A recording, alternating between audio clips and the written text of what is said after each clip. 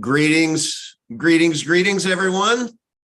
It is Uncle Vigilante, and I unapologetically cover Epic Cash. It is the day after Thanksgiving. It is Good Friday. It is Food Hangover Day here in the States. I don't know about anybody else, but, I didn't diet yesterday. I've been rolling around my house. But man, it was so good. It was so good. So, before we get started today, and I've named this, is Epic Cash a security? Because there was a video that came out that was posted by Mark Moss. Let me go see if I can show you that. It's the weirdest darn thing. I'm going to do a screen share, and I'm going to show you this. Just give him a shout out. Mark Moss, I had never subscribed to him before, but I really enjoyed it. He did he did a show on This Changes Everything about how almost every crypto under the sun is going to be declared a security. And he went through his analysis. And it was about a 30-minute video, and it was just excellent. It was just absolutely excellent.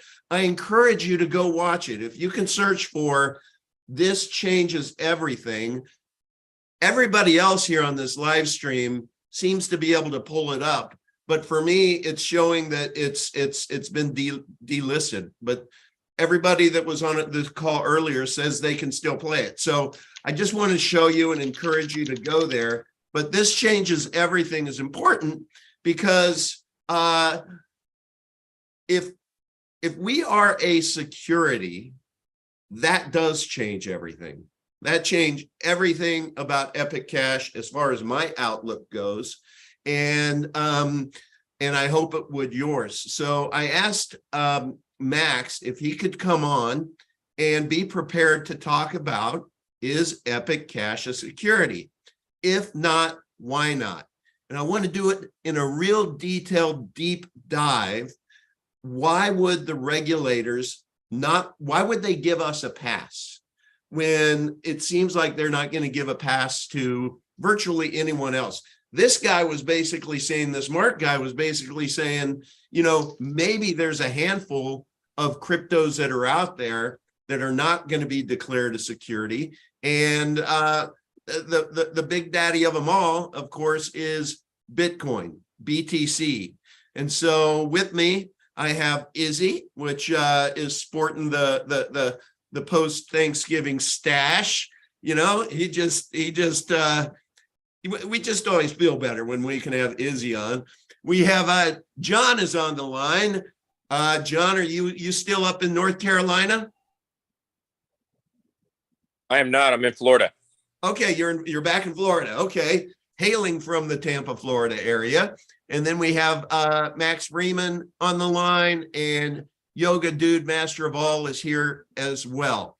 So before we engage Max, I do want to give a shout out at the beginning of the show. I've not done a good job of this, and it's been my bad.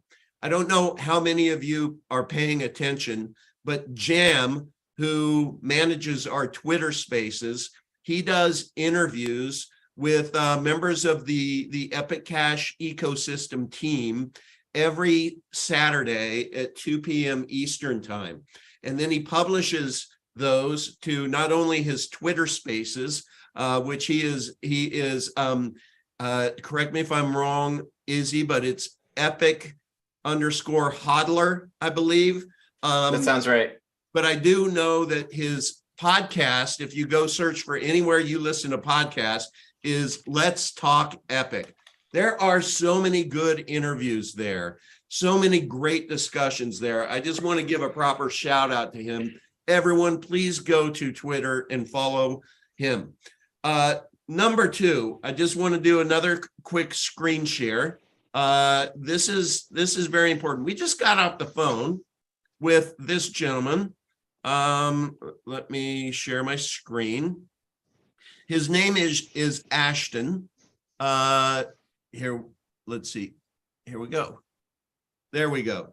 So if you go to Cryptocoinshowcom, this is Ashton. He's CEO.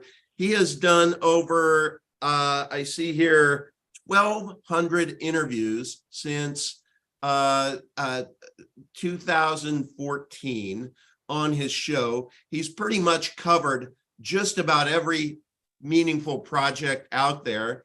And he does have a specific affinity towards undiscovered coins as well. And he's a real interesting guy because it's not just a, wham, bam, thank you, ma'am, here's our price schedule. He really, really does his homework prior to even engaging with any companies out there that he might like to have come on the show. Now, he does have a price schedule for it. But with Epic Cash, it is really, really interesting.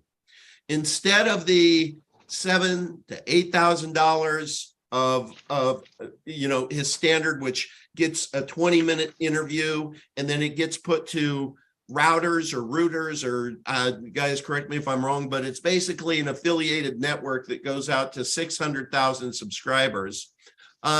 He has really taken a liking to Epic, and he's willing to dominate in Epic and take the total fee down just to cover his production costs and distribution costs to $2,500, but not in USDT or BTC. He would like it in Epic Cash because he says, my team and I have discussed this. We've researched this. We had an amazing call with him, and he said, we want to have our yoga, your term, ore in the water, and we're in it for the long haul with you. He gets it. His get it factor was crazy. So he's going to interview Max.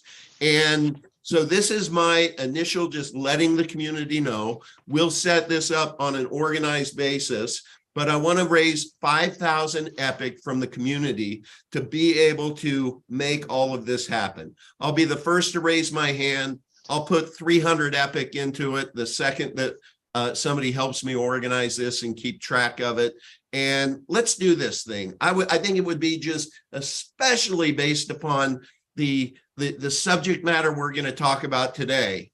If we get on people's radars, if people start understanding that these 20,000 cryptos out there, that's now called gambling. And ultimately, these projects are going to be brought under the microscope. It's going to include huge fines. There's going to be many of these things that are just going to stop altogether or go to zero. So that is my two announcements that I wanted to make about Jam and Twitter Spaces. And then also Crypto Coin Show. Go get familiar, sign up to the newsletter, and go watch some of the shows. You'll see how professional he is. Okay, let me go back here and there. Hello, everybody in the chat. I'm going to stop sharing. Okay, Max. Epic Cash, are we a security? If not, why not? So no, we are not a security. And we're not 99% sure about that. We are 100% sure about that. How are we so sure? Because we designed it to the original Bitcoin standard, which the SEC has said is okay. It's not a security. It is a commodity. So because we designed it exactly the same, and the way it works is, imagine you have a precedent-setting case in the court system where somebody determines that something is going to happen a certain way, then everybody else follows behind. We are drafting in the slipstream of BTC. The SEC has said, it was, who was it? It was Hinman, Director Hinman said, currencies like Bitcoin, and at that time, Ethereum, that are designed as a replacement for the yen or the euro or the dollar, those are not securities, and we're going to focus our enforcement on other things that are that we believe are securities. Mm-hmm. And so now, of course, Ethereum, Ether began life as a security. It was briefly not a security when it was, quote, sufficiently decentralized, but now you mean when they were paying off bribes? Yeah. Sorry. Yeah. And now it's clearly a security again. Many will argue about that, and they won't go down without a fight, but go down they will. Ether is absolutely a security, and almost everything else out there is as well. But thankfully, we are not. So we are totally safe. Can you, Max, educate us the difference between a security and a commodity? So the SEC applies something known as the Howey test to determine whether something is a security. And it's a 4-point test. It involves an investment of money into a common enterprise with the expectation of profit due solely to the efforts of others. And so here, let's look at Epic individually in each of these prongs. Yeah. An investment of money. Yes, somebody has invested money to buy coins, but where did they get them from? They bought them from a miner who mined them, or they bought them from somebody who bought them from a miner. Every single Epic coin in existence was created through proof of work mining.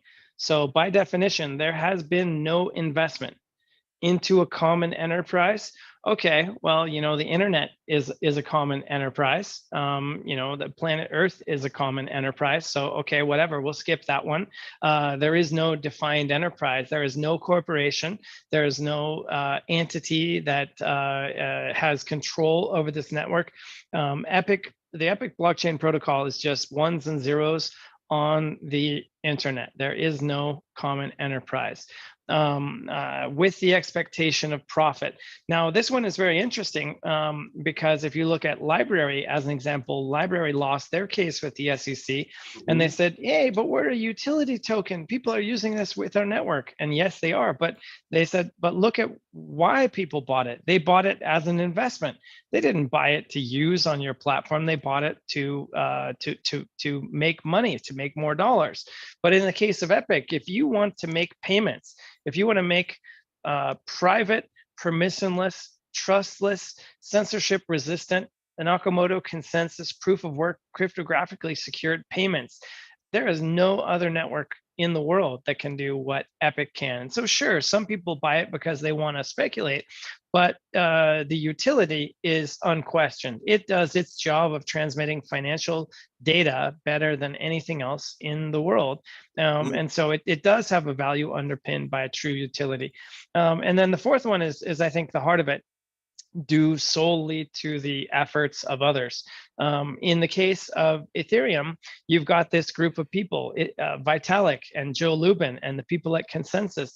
They routinely make changes to the protocol to suit their interests. They're tweaking it all the time. The DAO hacker exploited a bug in the code to win some coin or some money. Oh, we're just going to change the rules now because we don't like the way it ended up on the scoreboard. That can't happen in Epic. Epic is completely immutable. Nobody can control it. Nobody manages it. Nobody owns it. Nobody runs it. Nobody benefits from it. Everyone here on this phone call, including myself, had to buy their coins from the open market, fair and square, just like everyone else. So many projects that are trying to. Sorry. Excuse me. I was just gonna say, or mine them. Some of us, I get street cred. I get street cred as a major miner. Some was minded, but yeah. Sorry, I'm not as OG as yoga, but I could cut my own hair, but I choose to pay someone else to do it. So I'm with you. I'm with you. Yeah.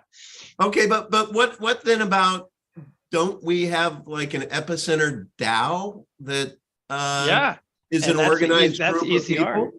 That is the ECR token. And if we want to have a separate discussion about whether ECR might be determined to be a security in some people's eyes, then we could. But that is ECR. We're talking about Epic here. ECR doesn't even exist yet. When it exists and when it's out there, and depending on the facts and circumstances of how it operates and how law is interpreted, then we could get into the weeds on that. But today we're talking about Epic. Epic is a thing regardless of whether ECR ever comes into existence or not. And that's the crucial distinction. Now, can you also explain, and again, sorry if this is just a really common question, but there are many of us each week that, might not be as smart as the other. Can you just explain to the audience what the difference between a layer 1 coin is and a layer 2 token? And why are most layer 2 tokens going to be considered a security? So I wouldn't describe it exactly that same way. I would say Okay. that tokens are not a second layer. Tokens are just data that exists on another blockchain. So for example, the AVE token or link token on Ethereum, the AVE and link tokens, they don't have their own network where if you want to do transactions on the network, you pay an AVE or link. You need to pay Ether for gas fees to move the value around and do computations. So a coin, Ether, BTC, Epic, Dash, Monero, Litecoin, Decred, there's about 100 or so, maybe 200 if we're being charitable, layer 1s. And the coin is the native asset that fuels transactions of that blockchain on those nodes. And people pay those coins as gas fees to move transactions. And in a lot of cases, what they're paying to move is that tokenized data that lives on Avalanche or Binance Smart Chain or Polkadot or Ethereum or Cardano or any other. So that's the distinction. When you talk about layer 2s, that is a separate network that is designed to extend the capabilities of the underlying chain. So in the case of ZK Sync, as an example, ZK Sync is a zero knowledge layer 2 or loop ring where you can do transactions on the second layer using the LRC token, as an example, in the case of loop ring, and then have it every so often go and check in with the base layer. So that's how I look at it. Now, and it's kind of a small distinction also is that coins can typically be traded on their own with very small fees. Well, except for Bitcoin, of course. Whereas when you're trading tokens, depending on which network it exists on, you kind of have to pay the fees based on, so like with Ethereum, you're paying gas, for example. Yeah. Okay. Now we have on the line with us someone with not only an amazing mustache, but Izzy, you also wrote an article on why Epic Cash is actually regulator friendly. Can you expand on that a little bit?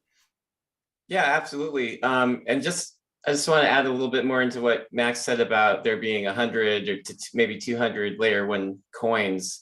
There's 21,000, according to the coinmarketcap.com, there's like 21,000 plus coins and tokens in existence. And so when you look at that, and what I have seen in my own personal experience is layer 1 isn't easy. I have been a member on other projects where they started off as a layer 1 and realized they didn't have the technical aptitude to keep up with it. And it was constantly under attack. And like there was, it was forking off chain and people had to restart constantly and roll back, and it just wasn't working out. And so they just decided to take the easy route out and do a layer 2 on something like Stellar. And then they existed on Binance sidechain for a moment too, and then on both.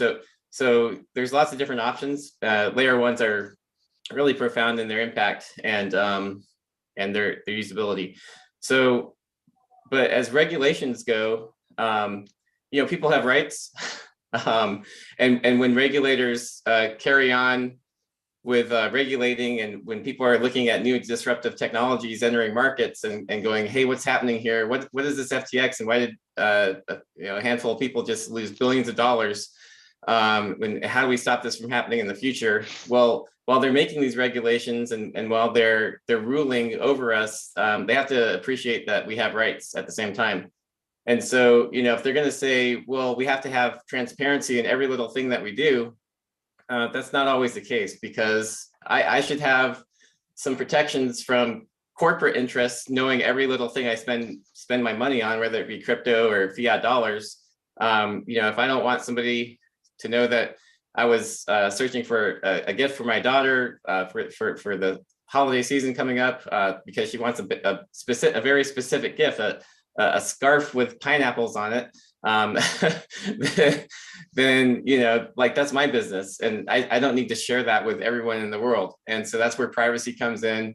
But not just that, but it's, my money is my property, and my money is, it's not just property. It's an expression of ideas and thoughts. People communicate with their money. When I buy Epic Cash, I'm expressing a positive look on the future of this coin, because I believe it's going to go out of this world. And so there's certain protections of freedom of speech, protections of against search and seizure. And so when regulators are doing their jobs, they need to consider all these things. And when you see this all the time play out, like after 9/11 in the United States, this horrible terrorist act, immediately, our legislators said, well, we've got to do our part. We have a job here too. And they spun up the Patriot Act. And that has been rewritten dozens of times.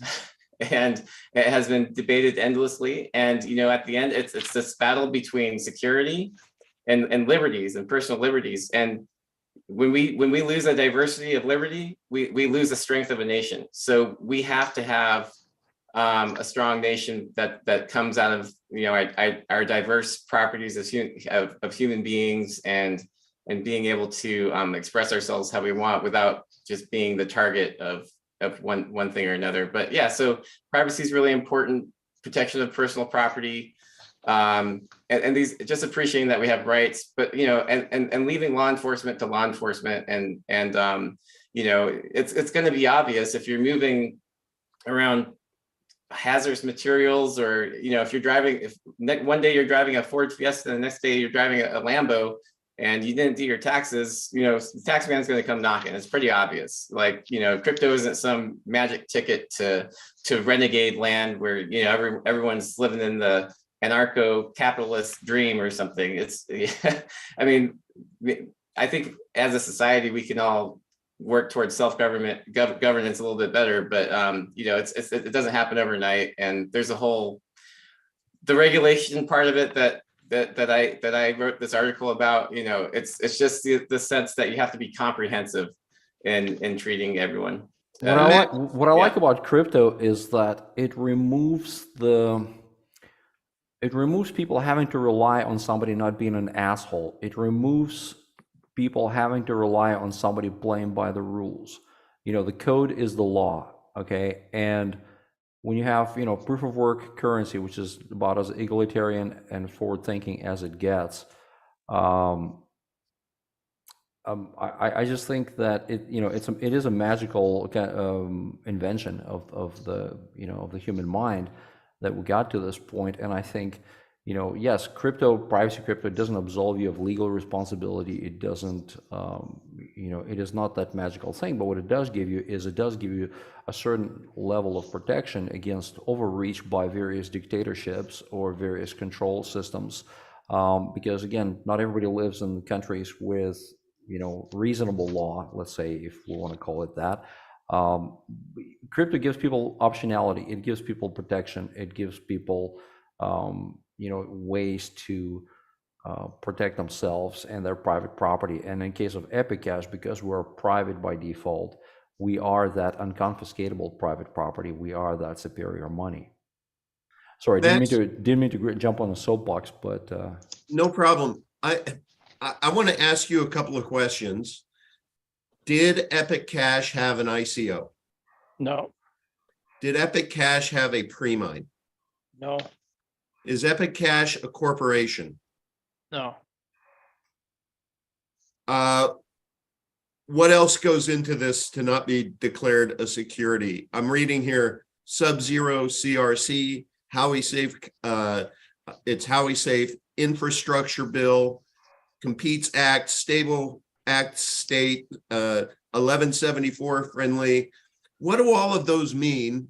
They're part of some of our materials, but this is all about being regulatory compatible and not being a security. And the reason why I'm hammering this on this show in particular is at 1:30 we have a call with a gentleman who you've spoken with before, but they're about to build out their own network, and they're really looking and studying Epic Cash to I don't know, we'll talk to them about it, but he was really hammering about us being a security or not. And so just in case you can't make the 1:30 call, I wanted to document it on this video. Sure, let's go through them one by one. Yeah. Let's take them from the top. Say those again, please. All right. ICO. What is an ICO and what are Okay. the ramifications So of having an it? ICO is an initial coin offering. That is how most of what exists today was created.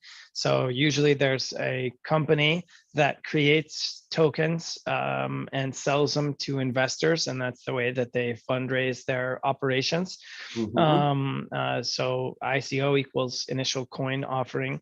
And in order to do that, as a layer one, you need to have a pre-mine. So for example, in the case of Ethereum, 70% was, or 72 million, I think it was, were created upfront from thin air. As those go up in value, they enrich the founders.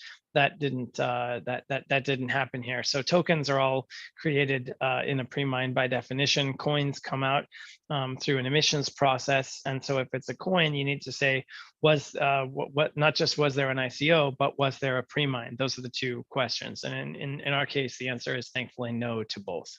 No Mhm. ICO, no pre-mine. All right. What does Sub-Zero CRC mean? So CRC is Crypto Rating Council. They have a scoring system. It's very comprehensive. It's up on one of our various websites. They have the 35, I think it is, questions with the various subparts.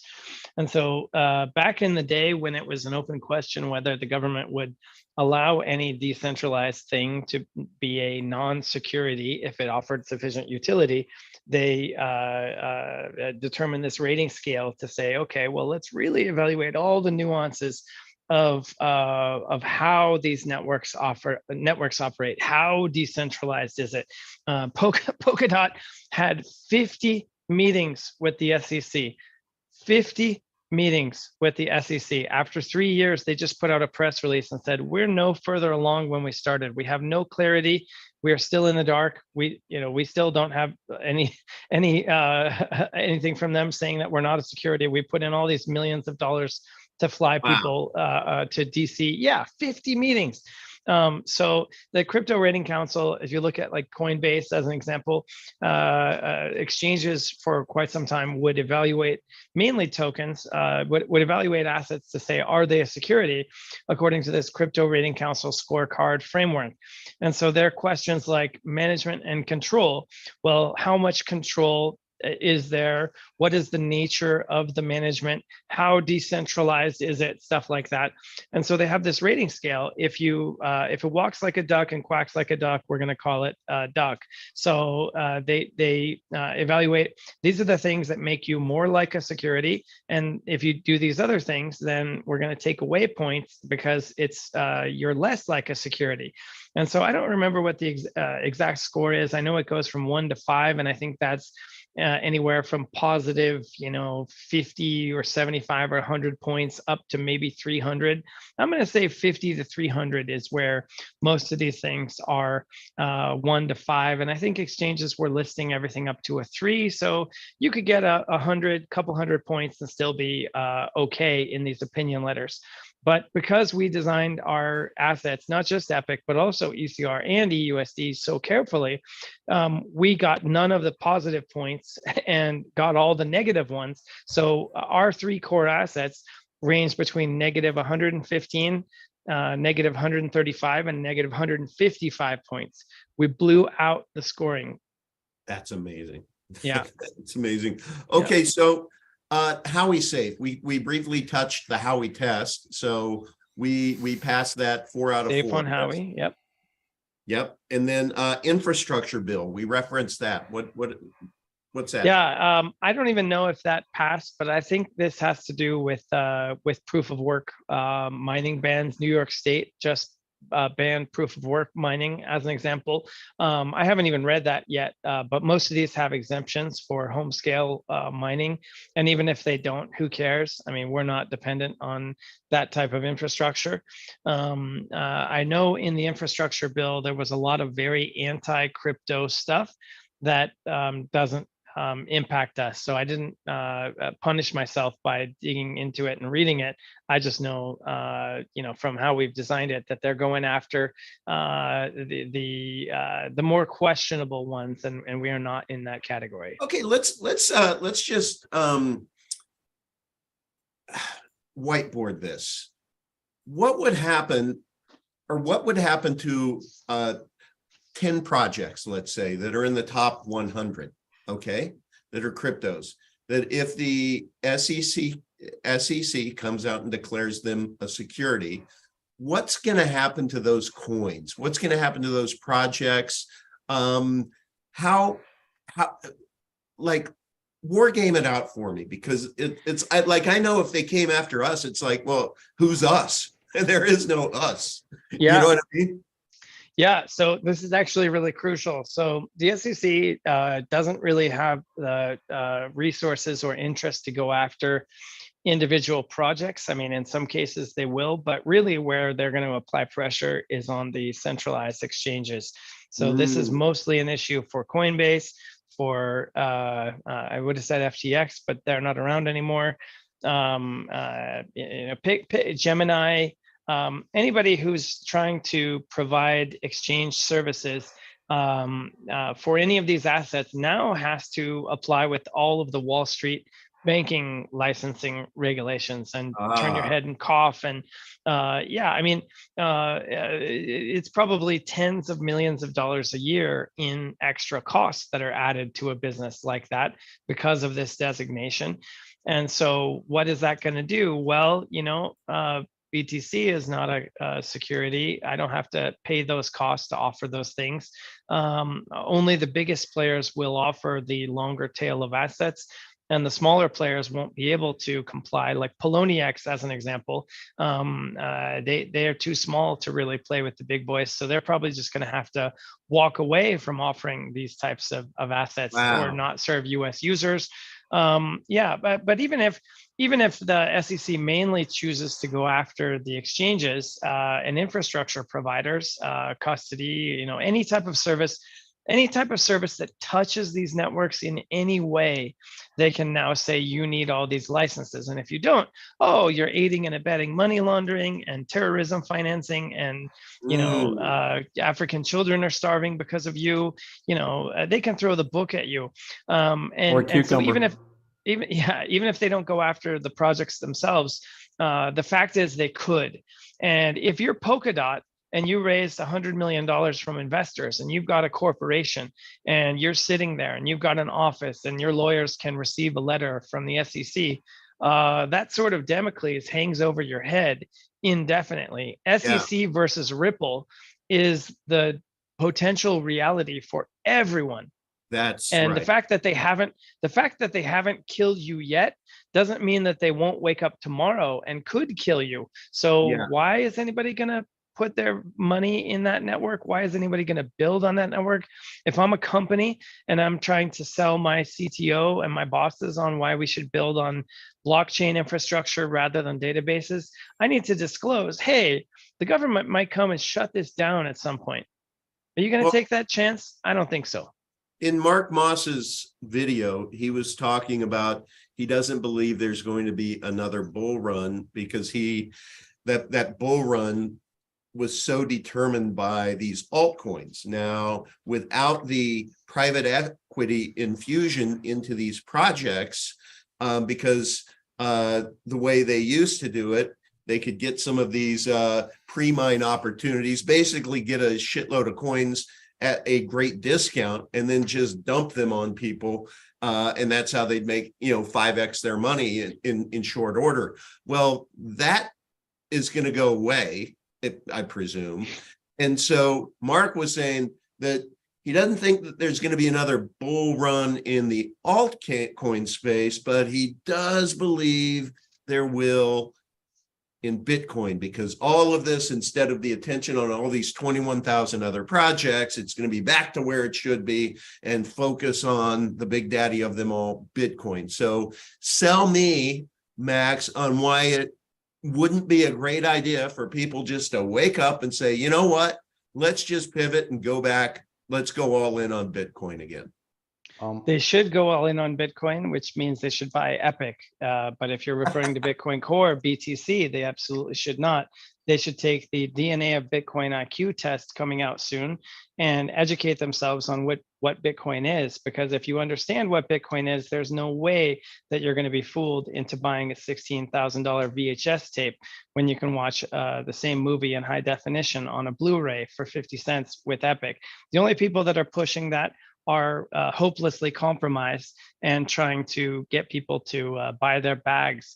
This gets to the heart of what is Bitcoin. And if you understand what Bitcoin is, then you understand that Epic is designed according to Satoshi's original dream, updated to today's technology, whereas BTC was hijacked by banking interests back in 2014 through Blockstream and AXA and Henry DeCastries and people like that, and they've successfully castrated it. I've been on record for a long time saying I don't know which is going to hit 1,000 first, Epic or BTC. And for a long time, I said BTC might hit 100,000 first. It still might, but Epic for sure will hit 1 million first. And I absolutely am standing by that again today. I know many disagree with me on this, and it's hard to imagine. But I can envision a scenario whereby the singularity BTC doesn't even exist yet, and the reason, or at that point, and the reason that I say that is because with the halvings that are so good for number go up, well, guess what? You still constrain the block capacity to 1 megabyte every 10 minutes, which was good for 2009, but it's not so good today. So in 2028, that network will be doing 350,000 transactions a day, and all the action is on layer 2, or well, probably not because it doesn't even work, but it's on centralized exchanges and bank trading books. Lightning does not produce revenue for miners. If the block reward is going down and the fees are not enough to justify the capex, then you've got an existential crisis. And this is one of those things that nobody cares about until it's actually happened, and then it's too late. But that ship has sailed. They had many years to put it on more solid footing and assure its future, and they chose not to. And sad as it is to say, I can see a big steaming crater, big fat goose egg where the #1 coin used to be. That's my prediction. I'm sticking to it. And one thing I find it kind of, I know people like to make different claims in different videos on YouTube, but whenever somebody says, yes, SEC is trying to destroy, ICOs, and there's going to be only Bitcoin standing,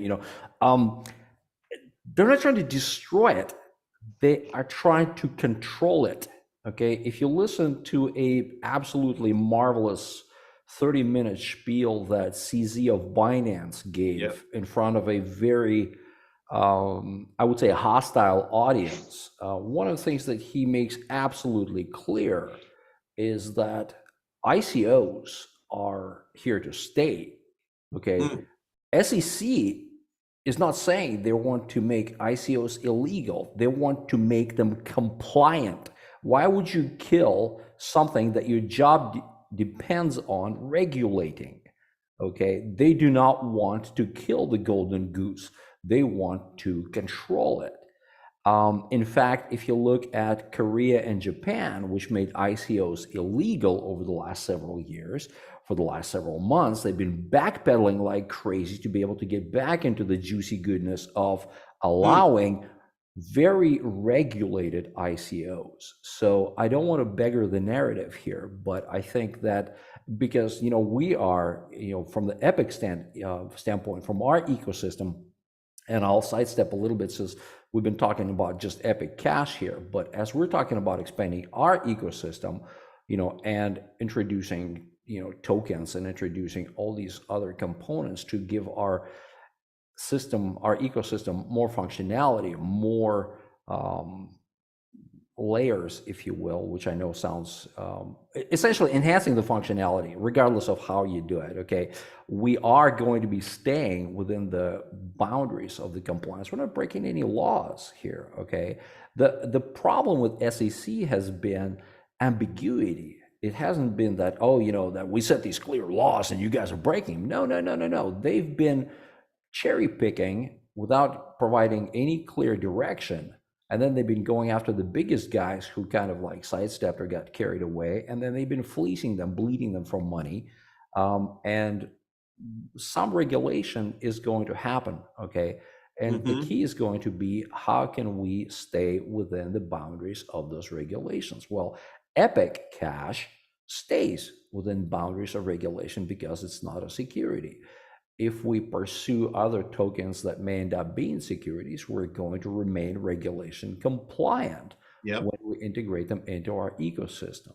The point is, a lot of the wild, wild west shit is over because thanks to, cucumber wielding kids from Bahamas, who actually have been operating with explicit permission from SEC and the rest of the clown show, those times are going away, and we're poised pretty well to be the shelter from the shitstorm that is about to ensue in the crypto ecosystem. I want to echo what Yoga just said, because that was the point. We've got to always come back to the fact that the SEC is, playing from the deck of cards, starting with BTC. They are the ones that embraced it. We now have, if you consider currency in a generality, BTC is integrated fully into the mainstream, right? We're looking at a mainstream transactional international currency is how they've embraced it.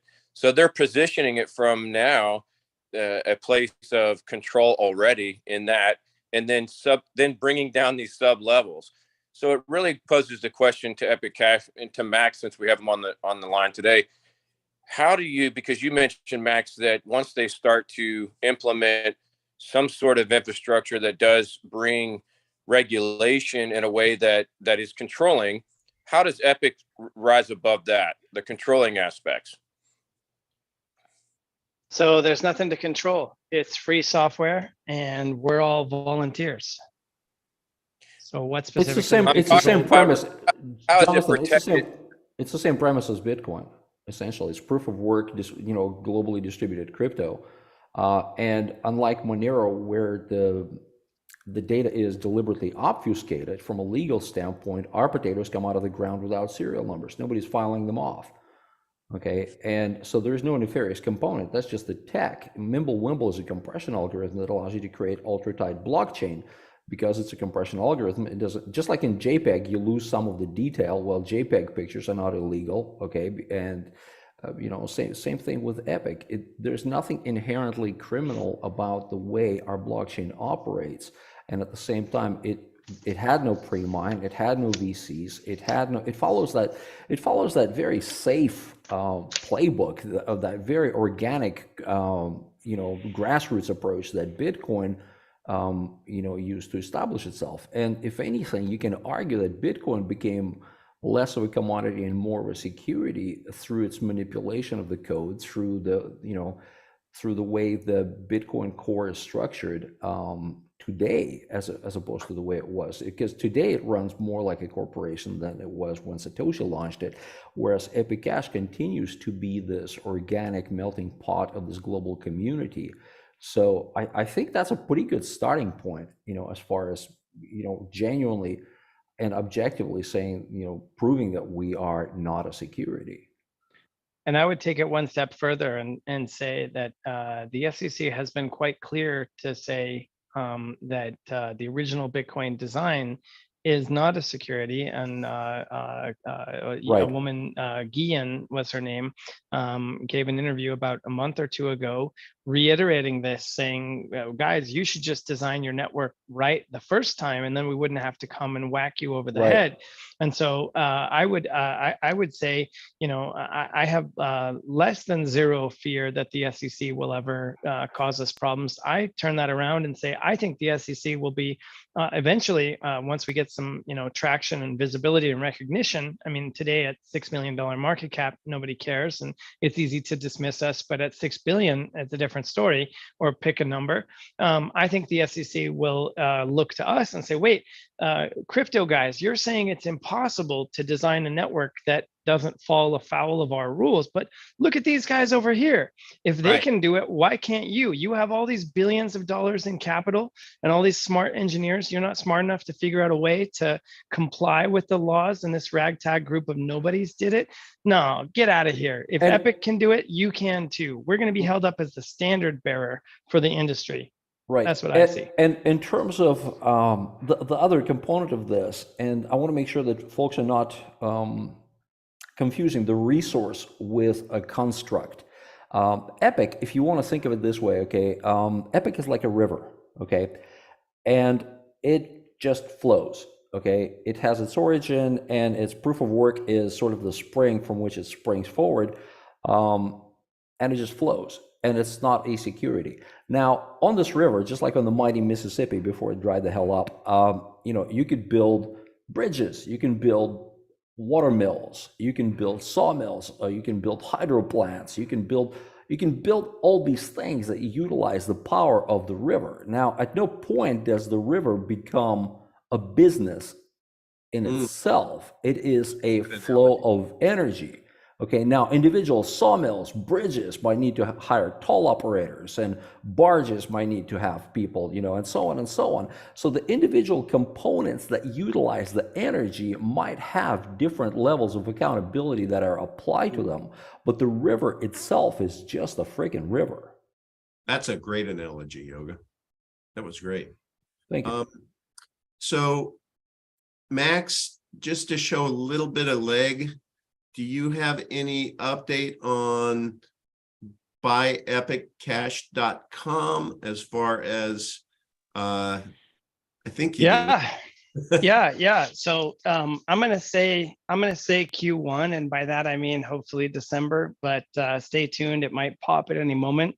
We have an agreement with an outfit called Swipelux based out of Estonia that built a credit and debit card front end. It doesn't work in the US. It's only 33 countries for now. So if you live in Europe, if you live in Southeast Asia, not China, they can't do that one, but Philippines, Vietnam, Indonesia, lots of Southeast Asia, they can, also UK. You will be able to go to buyepiccash.com, whip out your debit or credit card, and buy anything north of $50 worth of Epic for instant delivery. And the way that will work, that's a service offered by Freeman Express in partnership with Swipelux. It will just go out to Vitex and chomp the buy book. So if an order comes in for $1,000, it goes out to Vitex and buys $1,000 worth of coins and passes them through to the user. I helped a 55-year-old gentleman set up a wallet the other day and convert his $3,500 of BTC that he had on Coinbase to Epic. And it took 2.5 hours, 27 steps. Ryan Comiskey had to make a detailed guide with little green arrows, click here, and man the help chat for hours. I mean, imagine 27 steps of friction. You got to be super motivated versus click, boom, done. And it'll get easier from there. So buyepiccash.com is coming soon, and it's going to be a major milestone for buyability. Why not US? What's regulations? Men Okay. with guns saying you can't do stuff unless you jump. Rub your head and rub your tummy and jump up and down on one leg. Okay, so times it count likely won't be backwards. it likely won't be for US then. For Well, no, Q1 it will be. The way It just takes longer, Uncle. Well, we need to run it through gift card channels. So that's where PLI cards and Savvy come in. Yeah.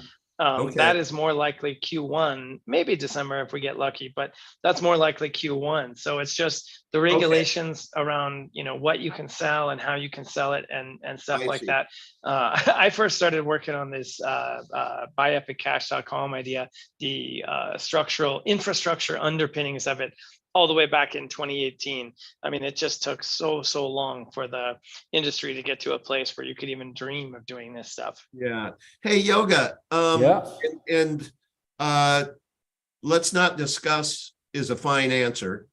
But I just wanted to gut check myself. Did I see in one of the chats that recent scam, somebody scammed one of our community members, but I thought I saw it looked like we were able to do some rallying and maybe be able to save the coins that were stolen from him? I rather not discuss is a pretty good Okay. answer. Yes, we were, but again, because this is a personal matter involving a community member, I rather not, just showcase them. But we have a pretty damn amazing community. That's all I need to know, is that I think that there's going to be a happy ending to. I think that the narrative here is that regardless of the happy or unhappy ending, not your keys, not your coin applies. right. And it would be a hell of a lesson for anybody to learn. If people, I mean, we beat this to death, and apparently we still don't do it enough. Okay, because Right. we hear these stories all the time. Look, none of us would ever, ask you for funds or for your keywords on Telegram. Okay, it's just not done. Okay, there's never a reason. There's absolutely never a reason for anybody to ask you for your keywords. Okay, and that's Even if it's somebody who resembles somebody that you trust by you look, and even then, especially then. Do not give your keywords to anyone, because you don't need help restoring a wallet by giving somebody else your keywords. That's Seed words. Wait, Keywords. yeah, guys, Yeah. it wasn't. What if it's a website though? It should be okay if it's on a website. Right. Especially if it's got like a really believable URL, right? No, just for anyone watching right now, do not go. No matter what, your seed words stay with you. You do not put them onto a website. This is one of those like little kids, never ever. Yes, never ever. Yeah. Never ever ever. Never ever ever ever. Okay, let's just. Please do not click the suspicious links. Please do not click the links in general that you get in a message. Like, even people I know and I converse with regularly, and they put a link in there. Guess what, guys? No offense, but there's a website called virustotal.com, and you can drop your link in there and just see if it's anything fishy that's tagged for phishing or whatever.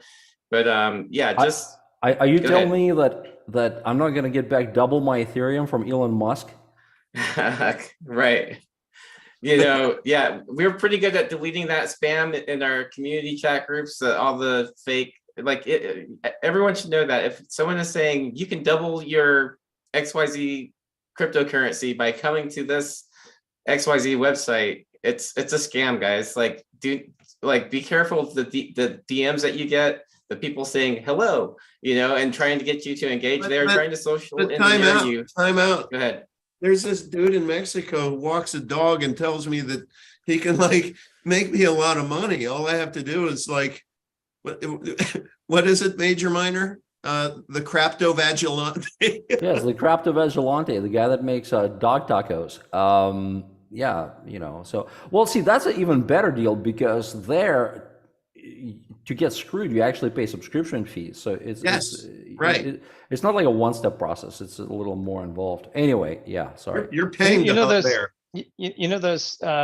Those middle-aged men that like to dress up in latex and go to a S&M dominatrix to get whipped. Don't knock it till you try it, okay? I'm speaking from experience, so but I think the best part of that TCV experience is once you pay your subscription and lose your money, that when you complain, you get ridiculed for being so stupid that you should have thought for yourself. You're so dumb, you believed us, ha ha ha.